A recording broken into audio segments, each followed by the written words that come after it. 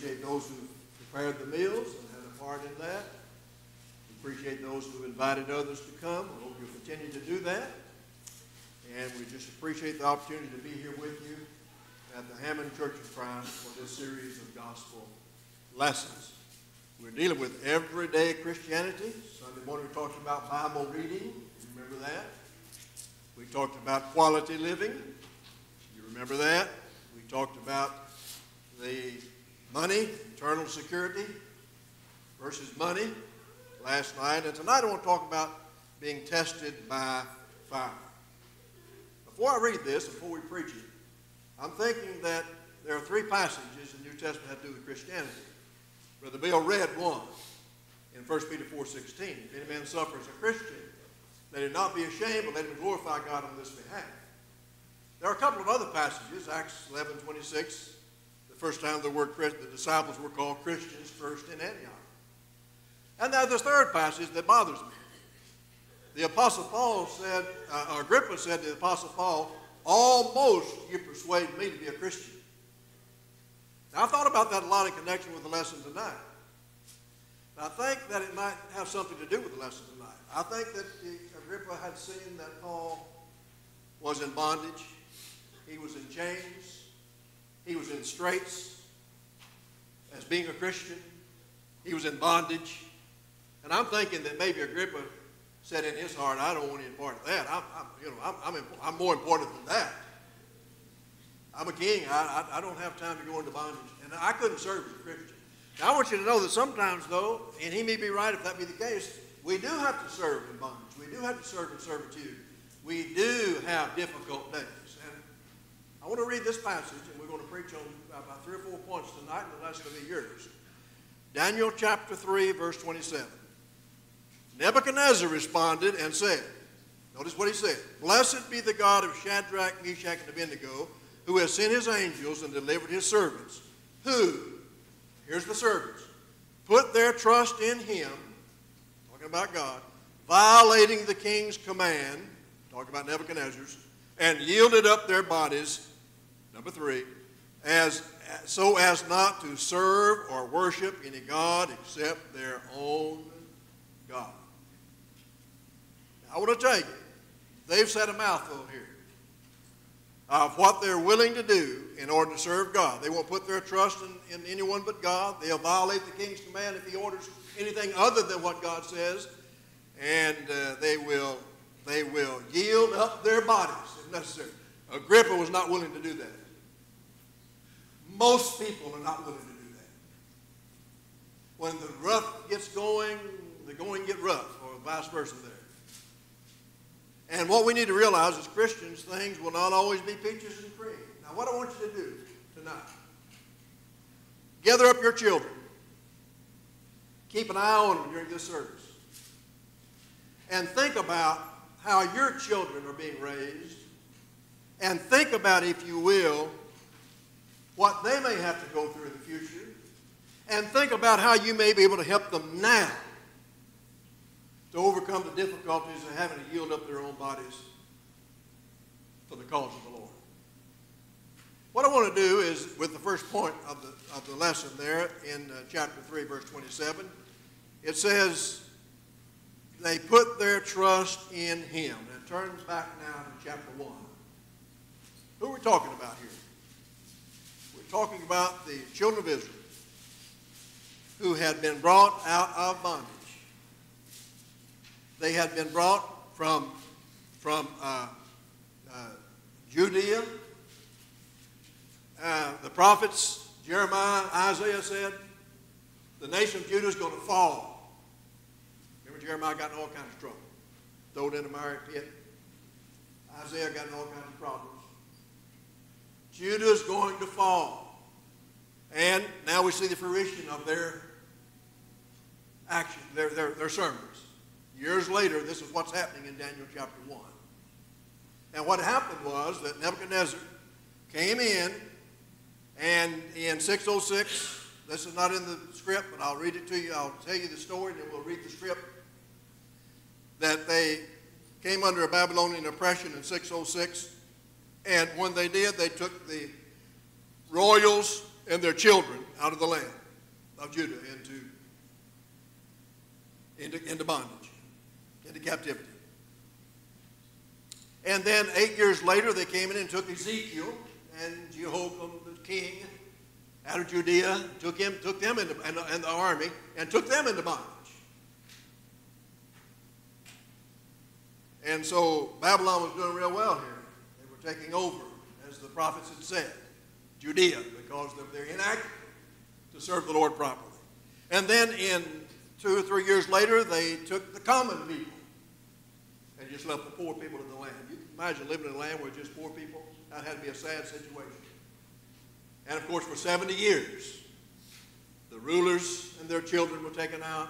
The king and his army was taken out into captivity, into Babylonian captivity. And the middle-class people were all taken out, just the poor people and the sick and the afflicted left in Judea. You can't do anything with that group of people. And so what we want to see, though, several things here that allowed these people to put the Lord first, even in affliction. Now let me read it to you, beginning verse 1. Daniel 1, verse 1. In the 3rd year of the reign of Jehoiakim, king of Judah, Nebuchadnezzar, king of Babylon, came to Jerusalem and besieged it, just like the prophet said he would. And the Lord gave Jehoiakim, king of Judah, into his hand, along with some of the vessels of the house of God. And he brought them to the land of Shinar, to the house of his God. And he brought the vessels into the treasury of his God. What a sad story. That's a sad story, that God's house would be robbed. And they'd be taken into a pagan territory, in with a pagan God. Look at verse 3.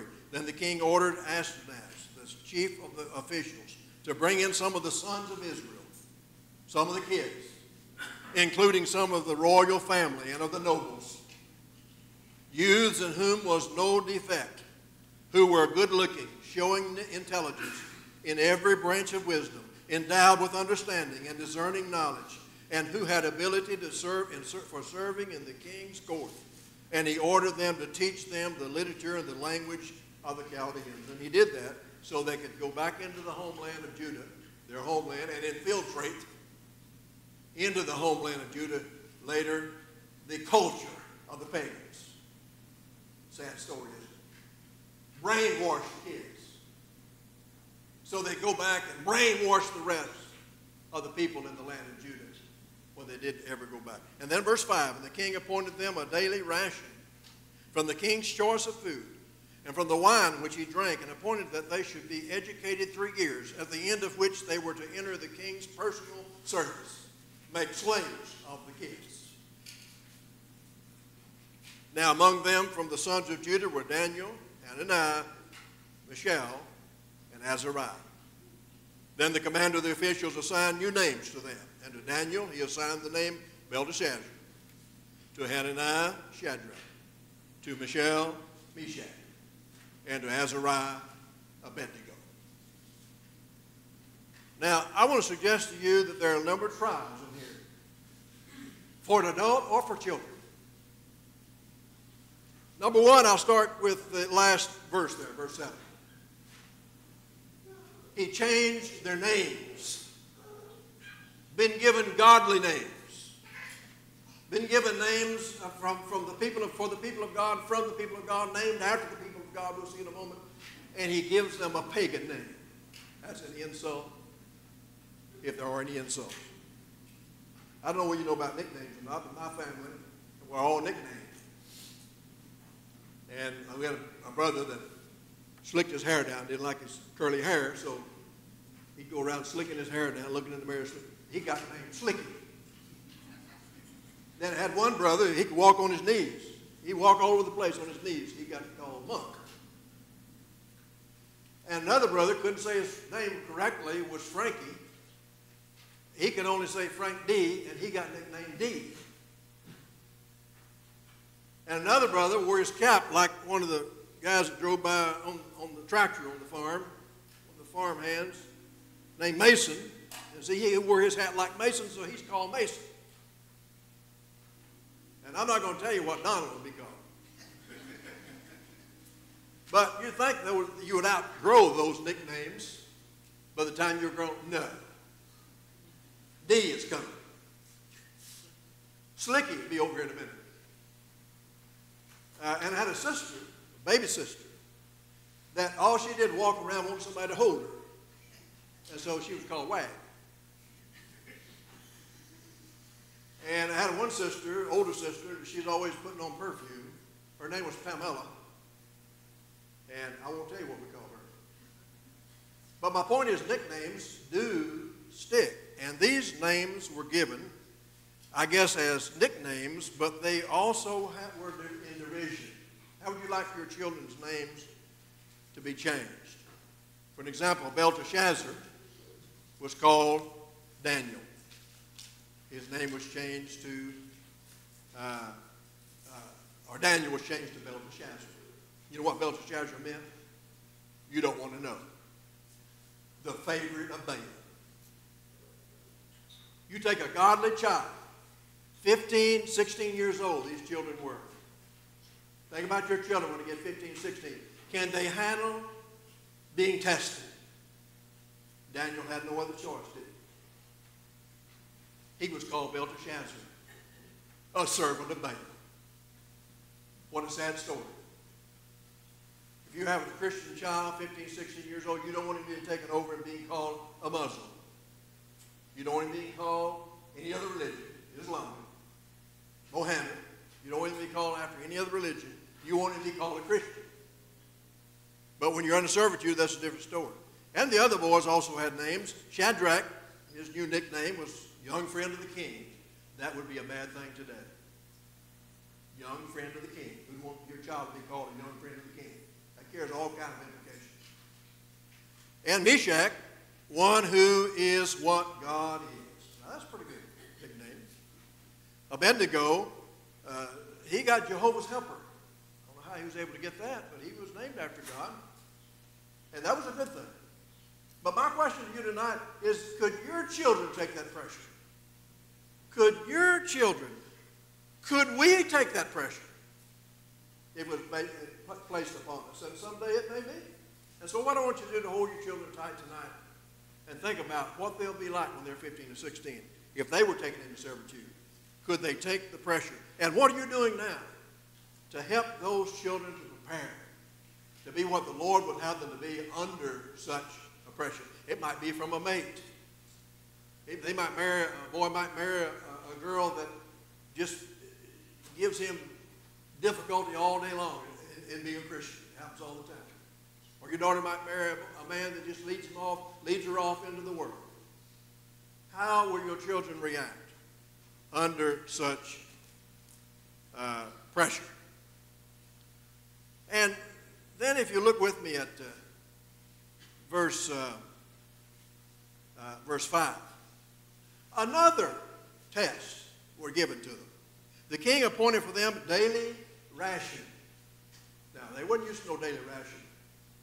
Jews had the right food, the food given by the law that they were supposed to eat.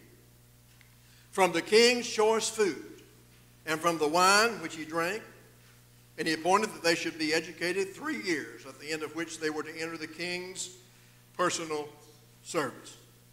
I don't know whether you remember or not, but these people were not to be drinking wine. You remember in Proverbs chapter 23? Just keep your marker here and look at Proverbs 23. They didn't have the right to violate the law that the God had already given them. And now here's someone trying to force them into changing their diet. And I want you to notice in every case, these boys resisted. Now, are your children such as to be able to resist such temptation? Remember what it said in Proverbs 23:29? Woe has woe. Who has woe? Who has sorrow? Who has contentious? Who has complaining? Who has wounds without cause? Who has redness of eyes? Those who linger long after wine, those who go taste mixed wine. Do not look at the wine when it is red, when it sparkles in the cup, when it goes down smoothly. At the last it bites like a serpent and stings like a viper. Your eyes will see strange things. Hey, the Jewish law already said, don't just eat and drink anything. Remember they had to eat the right kind of meat under the law, Exodus chapter 20. They had to drink the right type of drink. And here they are under pressure. And they are under pressure to give up their bodies in service to king, and they refused to do so. And if you look at another trial that we find in here, in verse 4, their good looks. You know, it's not always having good looks. Good looks will get you in a lot of trouble sometimes. Verse 4, youths in whom was no defect, who were good-looking, showing intelligence in every branch of wisdom, endowed with understanding and discerning knowledge, and who had the ability for serving the king's court. And he ordered him to teach them in the literature and language of the Chaldeans. And the reason for that, so he can take over the world. He can send these boys into all the world and take the language of the Chaldeans. He can take the culture of the Babylonians and conquer the world with these young men. Would you want your children to be under such duress? Certainly not. And what are you doing now? If you've got a good-looking daughter, just as pretty as a picture, what are you telling that girl?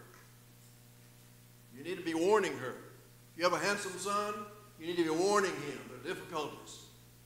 You have a mark against you here if you're that handsome.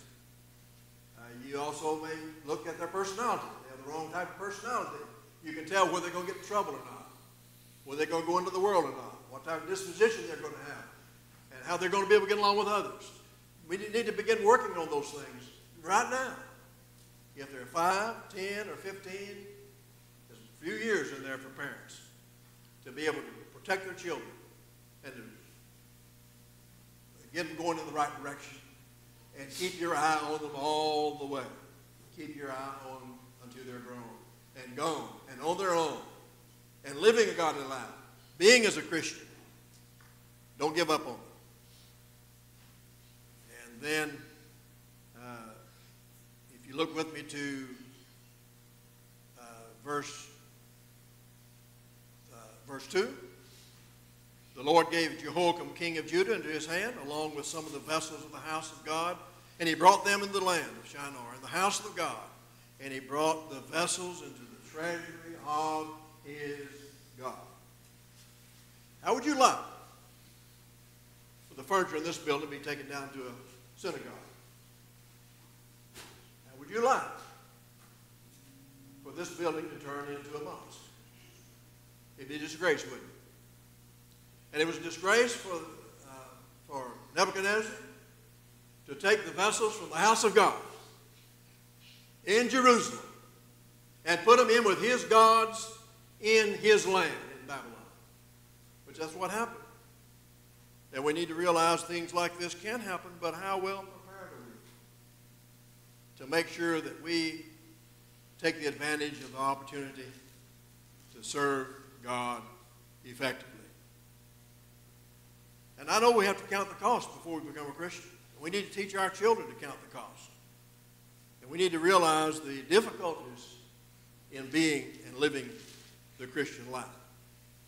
So to go back to verse 28, Nebuchadnezzar responded and said, "Blessed be the God of Shadrach, Meshach, and Abednego, who has sent his angel and delivered his servants, who put their trust in him. They didn't fool these boys. They were not deceived by Nebuchadnezzar. Because, number 2, look at the next phrase. They violated the king's command. That's what we need to teach our children to do. If someone leads us astray, we need to teach our children to violate those charges that are placed upon us. And what we're able to see in connection with that is chapter 3. To deal with the second point of violating the king's commands, chapter 3 says, Nebuchadnezzar the king made an image of gold, a height which was 60 cubits, and the width 6 cubits. He set it upon the plain of Dura in the province of Babylon.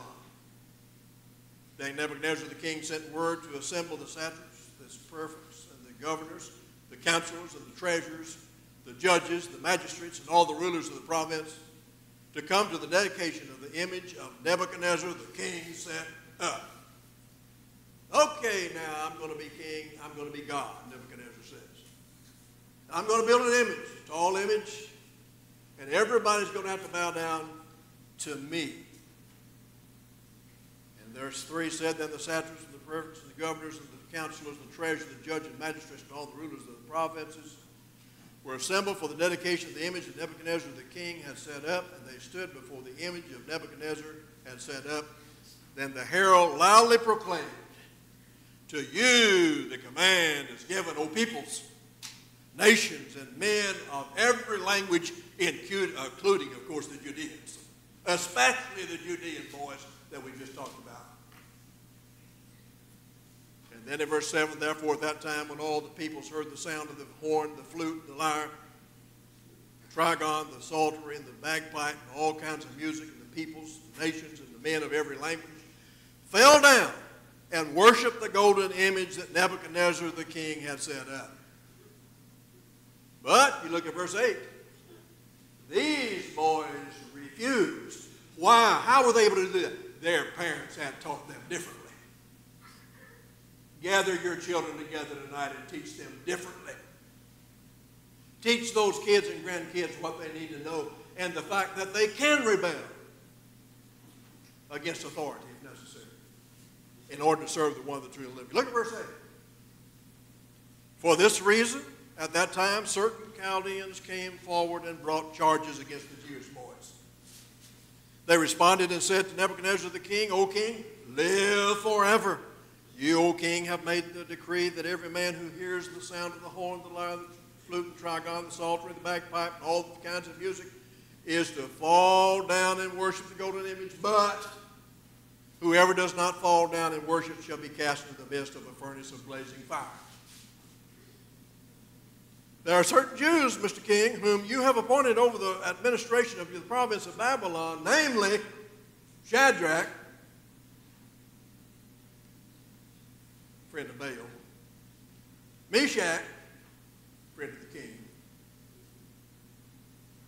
Abednego, these men, king, whom have disregarded you, and they have not served your gods or worshipped the golden image which you've set up.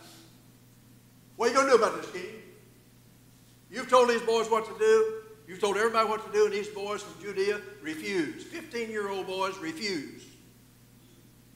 Then Nebuchadnezzar, enraged and angry, verse 13, gave orders to Shadrach, Meshach, and Abednego. Then these men were brought before the king. Nebuchadnezzar responded and said to them, is it true, Shadrach, Meshach, and Abednego, that you do not serve my gods or worship the golden image that I have set up of me? How dare you not bow down to me? Verse 15, now if you are ready at the moment you hear the sound of the horn, flute, lyre, trigon, psaltery, and bagpipe, and all kinds of music to fall down and worship the image that I have made, very well. But if you do not worship, you will immediately be cast in the midst of the furnace of blazing fire. And what God is there who can deliver you out of my hands? Well, they knew what God could. Why?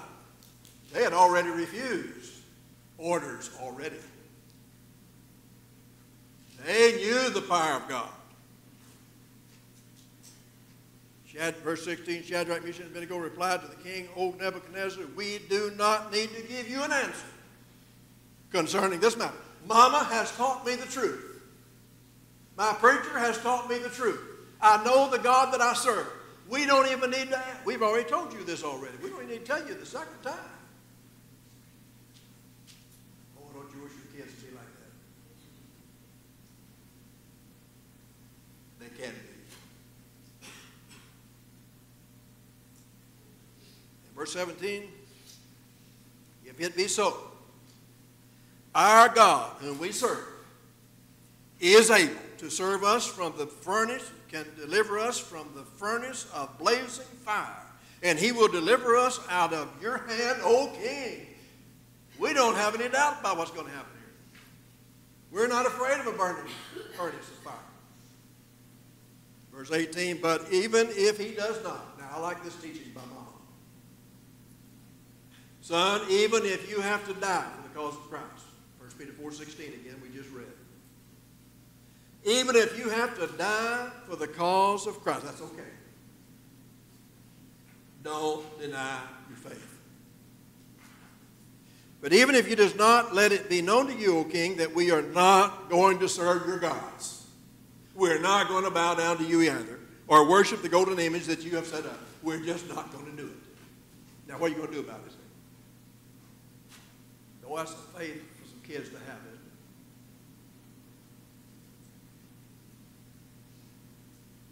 it? And they didn't. And we can be proud of them for that. That's a trial. We might go back here in a moment and tie it up as to see just what happened to it. But let's look at another trial down in chapter 4, verse 19.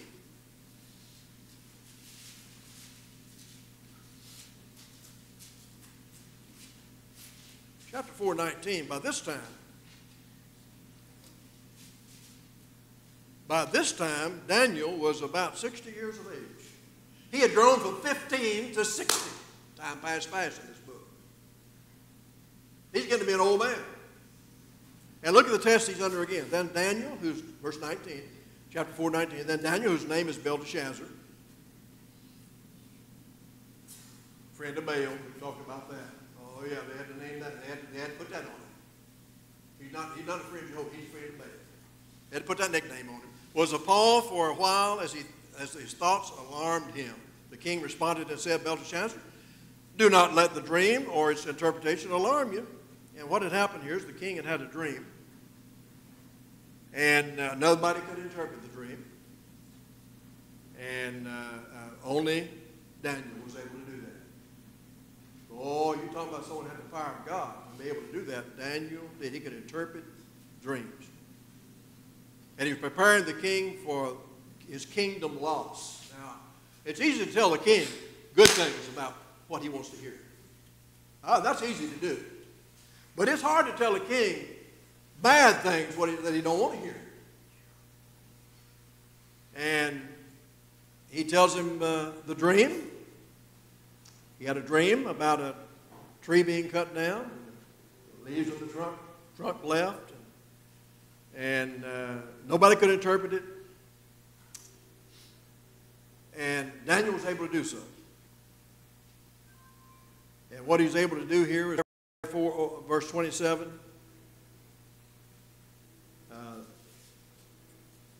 Verse 27, therefore, O king, may my advice be pleasing to you. Break away now from your sins by doing righteousness. Now here he's going to give him some bad news. He said, king, now get your heart right.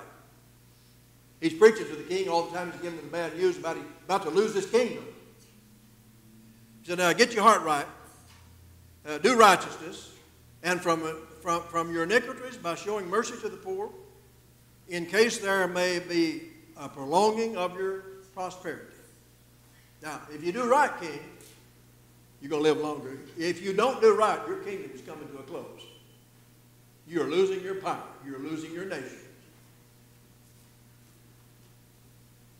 And then in verse 28, as this happened to Nebuchadnezzar the king, 12 months later, he was walking on the roof of the royal palace of Babylon.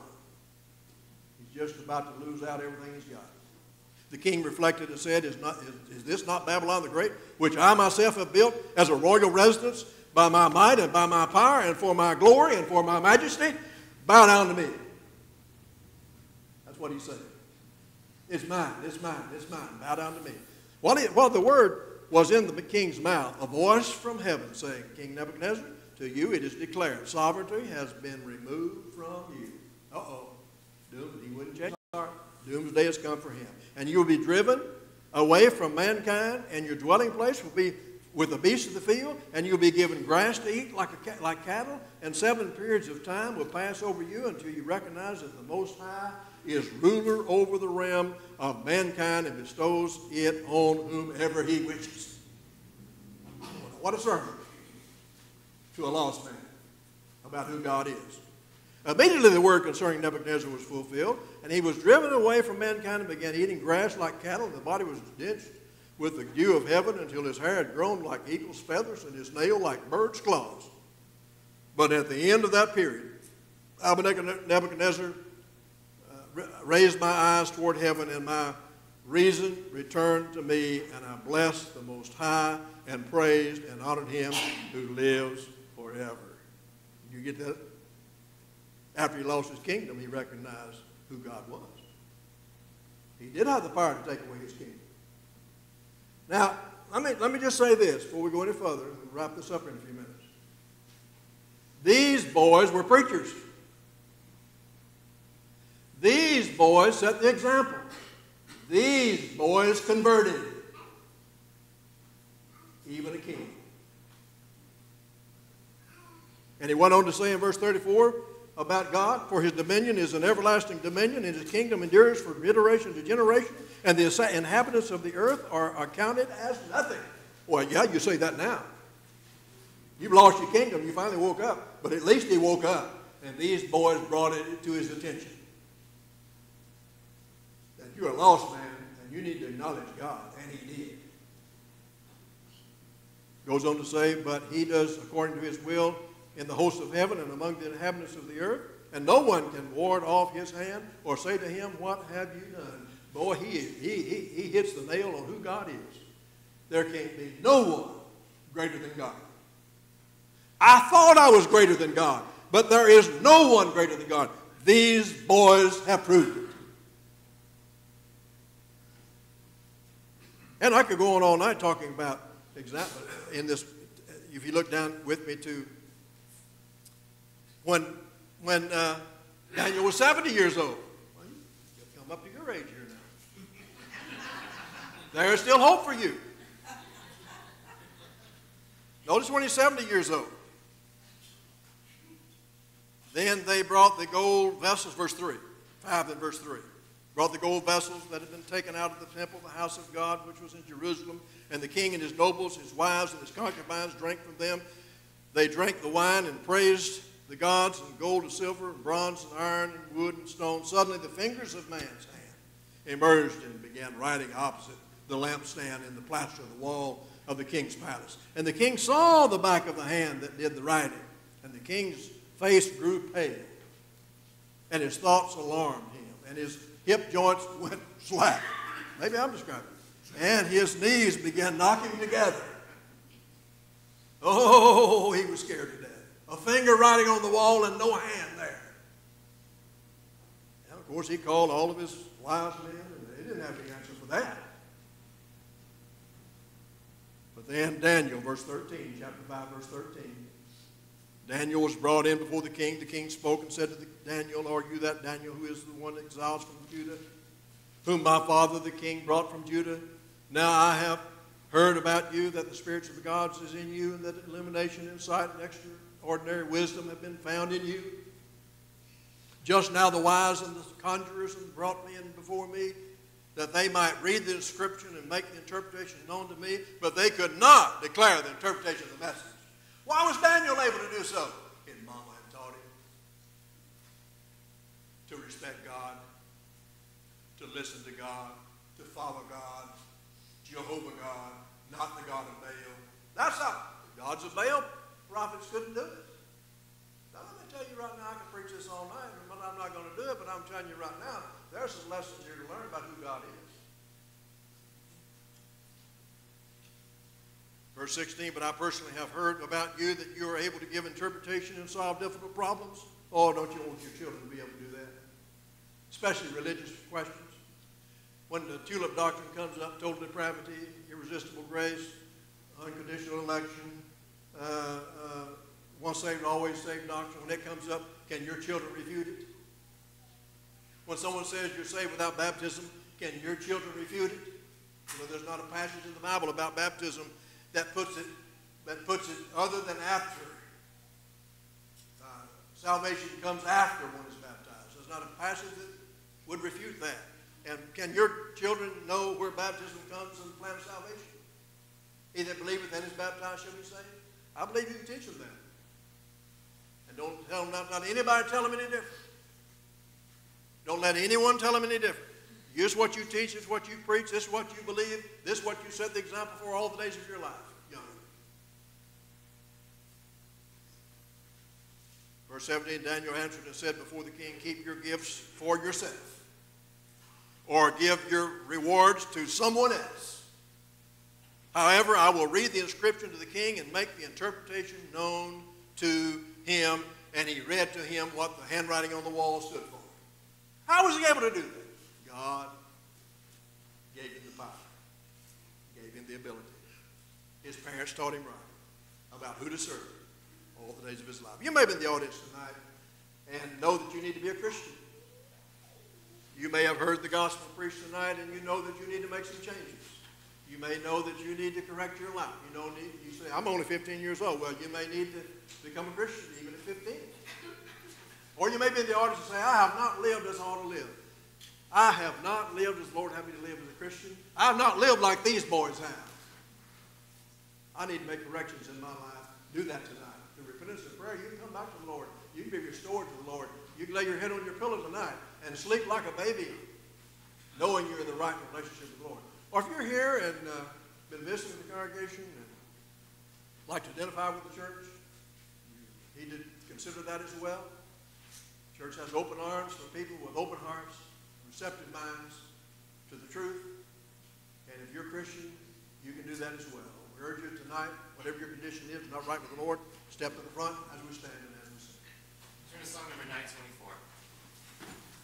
924. Just as I am.